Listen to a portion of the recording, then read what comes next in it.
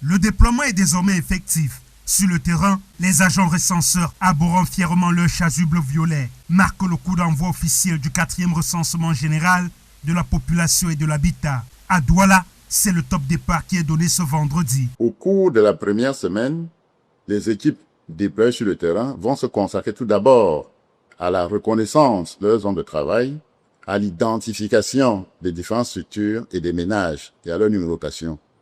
C'est ce travail-là qui permettrait effectivement de voir si la zone de dénombrement, qui est l'unité de travail de l'agent recenseur, a une charge de travail qui permet que dans le temps imparti, le travail puisse être exécuté. Pendant 40 jours, ces équipes sillonneront les foyers avec un objectif régalien, recueillir les données démographiques essentielles à la nation. Cette opération d'envergure permettra de quantifier avec précision la population camerounaise, tout en intégrant les volets cruciaux du recensement général de l'agriculture et de l'élevage. On a amené à collecter un certain nombre d'informations socio-démographiques sur le statut matrimonial, sur la fécondité, sur la mortalité, les départs, les activités économiques, le niveau d'instruction, etc.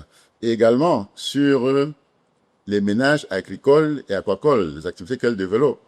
La taille du cheptel bovin, la taille de l'exploitation piscicole. Pour cette édition, la méthodologie se veut rigoureuse. Les indicateurs à collecter sont clairement définis, portés par une innovation technologique majeure, la numérisation intégrale de la collecte des données sur le terrain à travers les applications Sysentry et Mappy. Au 3e recensement, la collecte se faisait sur le papier.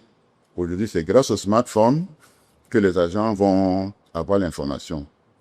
Cela entraîne un gain relatif de temps de traitement et surtout une amélioration de la qualité.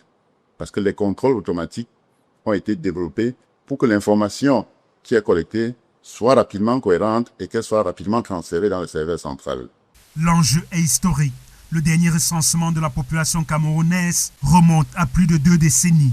L'implication et l'adhésion totale des citoyens sont aujourd'hui impératifs pour garantir le plein succès de cette mission d'utilité publique. Pour que des données de qualité soient collectées, il faut qu'il y ait une adhésion populaire. Et l'adhésion populaire se manifeste après le déploiement des campagnes de sensibilisation. L'idée, c'est que les populations se prêtent au recensement, qu'elles réservent un accueil chaleureux aux agents, au besoin qu'elles facilitent même l'hébergement des agents qui seront amenés à travailler dans leur zone. Lancé officiellement ce 24 avril, ce 4e recensement national de la population devrait s'achever selon le calendrier prévu le 29 mai 2026.